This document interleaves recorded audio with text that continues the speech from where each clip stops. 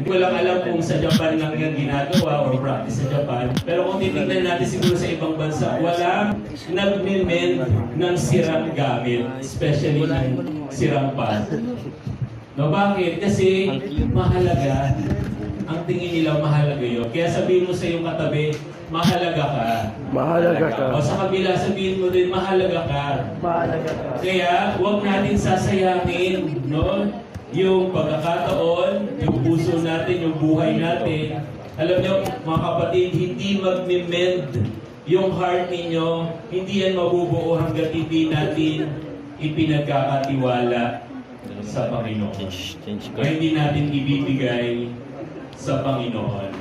And mga kapatid, as I end, no, ang buhay ng isang Kristiyanong kabataan para sa bayan is not just about finding love, it is finding your purpose. No, it is finding your purpose. Ang buhay natin, no, bilang mga KKB, hindi lang para maghanap ng true love. No, our life is all about finding our purpose. Sabihin mo sa iyong katabi, find your purpose. Find your purpose. Find your purpose. At katulad ng itinuro sa atin kanina, si Lord ang purpose natin. Sabihin mo, sagutin mo yung katabi mo, si Lord ang purpose natin. At sabi ni Dr. Shane kanina, babalik at babalik tayo sa purpose natin. Walang iba kundi ang ating Panginoon. Sige po, palakpakan po natin ang Lord. Maraming salamat po.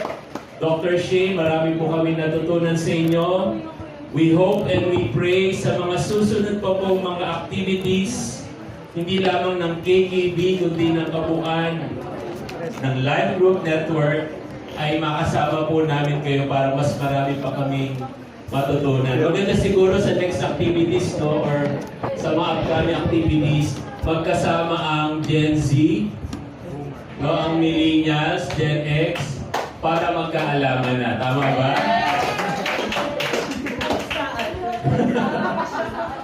Para magkaunawaan. Amen ba? Gusto nyo ba yun? Yes! So, ipa-project po natin yan. Maraming salamat din po, Pastora Beng, Pastora Ana, for giving us insights, enlightening us, and also encouraging us to go on. Nakalimutan ko sabihin pala kanina na nung ako'y kabataan, ang sabi sa akin ng aking KKB leader, at the age of 25, pwede ka nang mag-asawa. At the age of 25, pwede ka nang manligaw.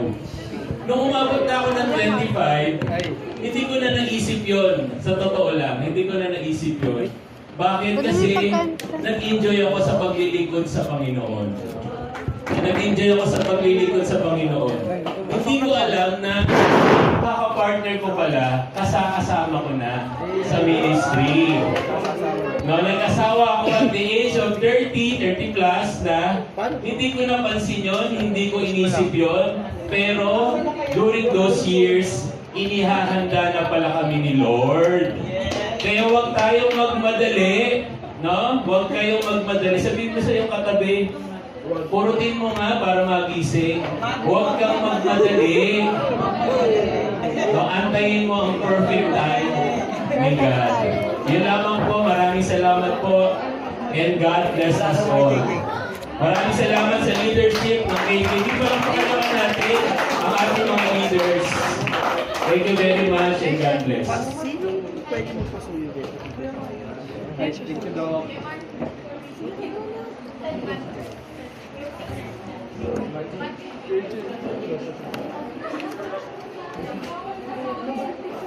Di bigay naman Mga sanay, di ba? So, ayan, KTV. I hope na kung guys na food na kinain natin and kamusta yun guys sa ginagawa nyo. You can continue guys yung mga ginagawa nyong activity natin. But for now, let us proceed muna sa ating closing prayer. So, may I request everyone to please stand up. Okay, so may I call on Matthew to lead us in closing prayer. People, let's all stand up and let's feel the presence of the Lord. Yes, Lord God, thank you for this day. It was a successful event namin for the mga Lord God. And as we close today's session, Lord God, I pray po, Lord, na yung mga natutunan po namin from Dr. Shane, Lord God, ay ma-apply po namin sa aming buhay, Lord. Just like our lesson for today, Lord God, can still be a praise, Lord. We know that, God, that you will mend our hearts, Lord God.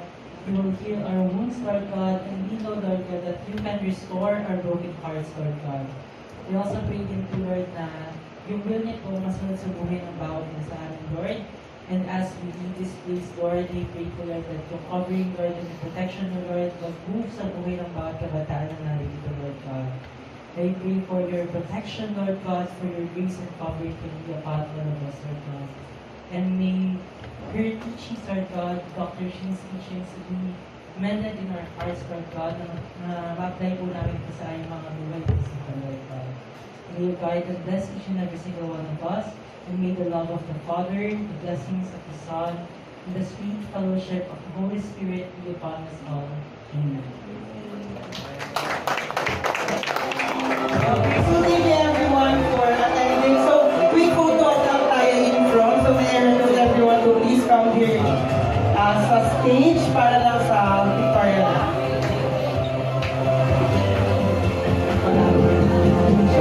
Thank you for listening to our special programming on DWCJ FM 97.9 and 101.1 KISS FM. We are now back to regular programming. You're listening to Valentine's special program of 101.1 KISS FM and DWCJ 97.9. This upcoming election on May 12, 2025, please vote the best candidates who serve the people, the communities, and nation, and not for personal interest.